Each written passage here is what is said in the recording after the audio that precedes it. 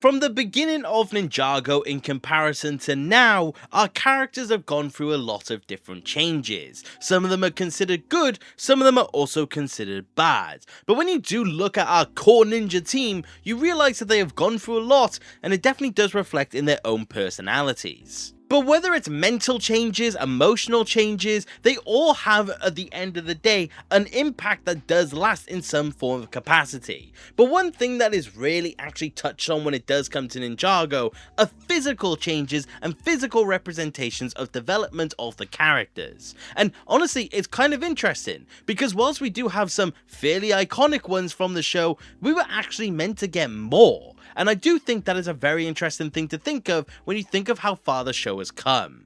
Now, like I said, some of these are iconic, and I'm still going to go through them today just to show them off. But today we're going to talk about the original plans that does come for the original 4 Ninja, show what actually made its way into the show, and show what doesn't actually come into the show at the end of the day, and any sort of context that we do know around it. So let me not waste any more of your time, and let's talk about the original plans for the Ninja. Now, when I reference the idea of changes, or more importantly physical changes to the original Ninja, I mean that during the events between Season 4 and Season 7, we were meant to see the core 4 all adopt very unique traits to actually coincide with their elemental abilities, or just simply how they go about their day. All of them had some form of idea in mind that was going to come in their own focus season or respective special. But we're going to start out initially with the stuff that actually did make its way into the show. The first moment of the ninja actually getting a physical change should come as no surprise, but it's actually going to be Zane being a Nindroid. Zane actually becoming more robotic, more titanium is something that the Hageman brothers wanted to do to give him more of a unique flair, and they believe that they accomplished that. The Hageman brothers have gone on record saying that Zane in this titanium form is just simply too iconic, and it makes him stand out exactly as they wanted him to. And to an extent, they are completely correct. Zane having this new look is definitely something that did solidify a lot of the character progression that he did have before now, and character progression that was yet to come. And yeah, he did just look really cool at the exact same time. So with that success, and with how happy they were with the outcome of Zane, they decided to draft up plans for the rest of the ninja. And the next ninja that had something happen to them did actually make its way off of the cutting room floor, and that was Cole becoming a ghost. Now, it was a relatively last minute decision, and that is because they were well into the development of Season 5 before they decided that they actually did want to go in on this idea of changing up all of the ninja. So Cole becomes a ghost.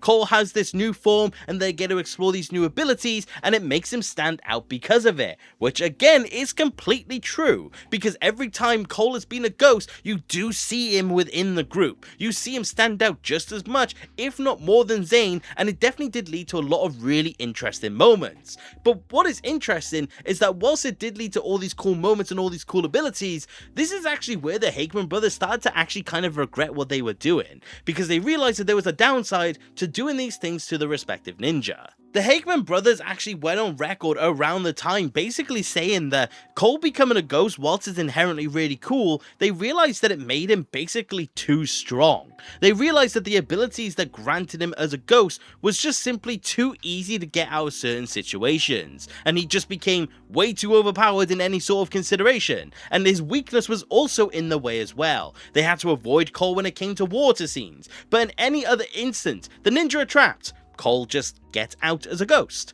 Oh, the ninja need to sneak around. Cole is able to become invisible. Oh, the ninja need to get so-and-so other thing done. Well, being a ghost actually is really helpful in this moment. So they realized that the ninja were basically given this key to get out of any situation, just simply because Cole could get out of it. And they really didn't like that. And this is honestly not the first time they've done it either, because that's the reason why the Elemental Dragons left, and why Air Jitsu also left. So they realized that maybe it wasn't the best idea to actually give the ninja these additional abilities. Of course, keeping Zane as a Nindroid because he looks really cool and it doesn't overly impact him, but they realized that they needed to get rid of Cole as a ghost and scrap the plans for Kai and Jay respectively. So Day of the Departed happened, they made Cole a human again, and then they just simply got to the wayside when it did come to any other plans. But luckily, we do know what they wanted to do when it did come to Jay and Kai. Fair warning, this is where information does become a whole lot more scarce, but what we do know is that the Hickman brothers had this vision of making the ninja essentially like the Fantastic Four.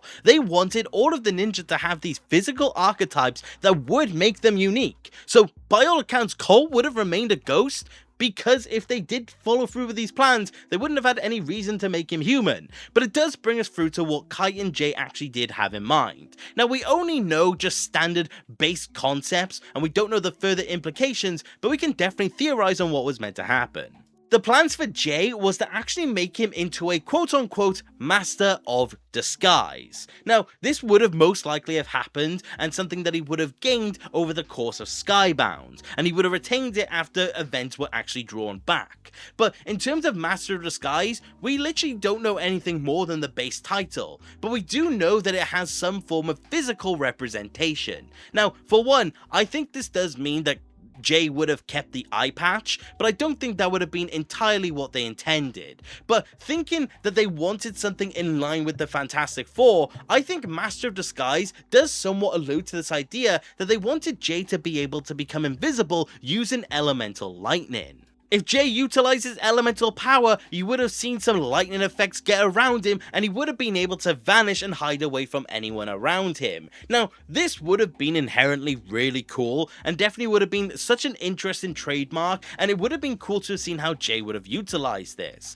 But again, if we go back to the reason why they scrapped these concepts to begin with, being that they didn't want the ninja to be way too overpowered, you realize that this definitely would have been a contributing factor. If Jay just had the ability to vanish at any given moment, well, they're not really ninja anymore, they're just kind of superheroes by that point. But the thing is that it would have been really cool to have seen what they did do with Jay. But honestly, and I think this is actually kind of safe to say, their plans for Kai was a lot more interesting, but a whole lot more consequential to physical appearance. Because the plans for Kai was to actually make him into some form of lava rock type monster whenever he became too angry. The way that they described it was like the Hulk. Also, I want to say, in the source material for this stuff, he then proceeds to say clobbering time, which is the thing.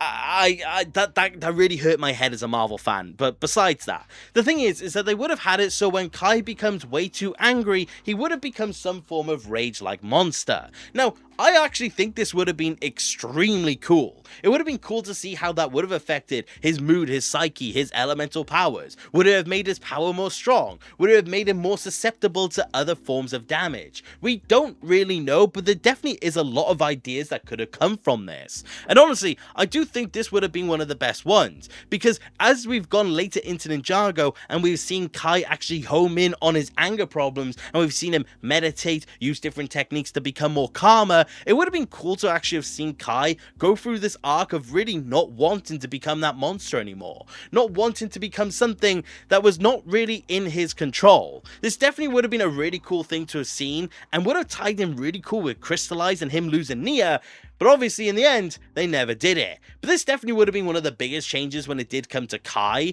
and honestly, I really do wish they actually went through with it. But like I said, unfortunately in the end these concepts were ultimately scrapped, and I don't think they would ever actually return.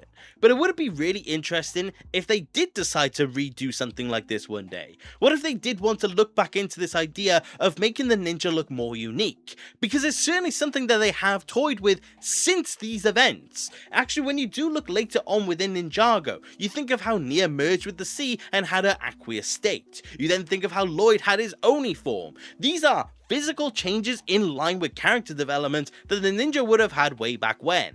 So what if we get some form of state or temporary state where the ninja do revisit these ideas? Have it so Jay can home in on his lightning. It explains the change of color. It explains all the new things we've seen with lightning power. And then with Kai, show how him becoming calmer was a way to get around potentially losing himself when it does come to his anger. Have it so the ninja did go through all of these developments for a reason, and revisit these old concepts, because I for one think it would be really cool, and I definitely is a bit of a shame that they didn't actually do it. But I will say in counterpoint, I'm also kind of happy that they didn't do these ideas, because when you do look at it in context of where Ninjago was at the time, you realize that it would have been a whole lot more difficult when it does come to the ninja. Remember, this would have been done around the point in time where they were shifting over to the post-movie designs, and we saw the changes that happened because of it. We saw Zane regain his human form to an extent through cloaking technology. We saw Cole lose his ghost scar. We saw the ninja go through these changes that people weren't happy with at the time, and it definitely would have made it a whole lot more difficult to do so.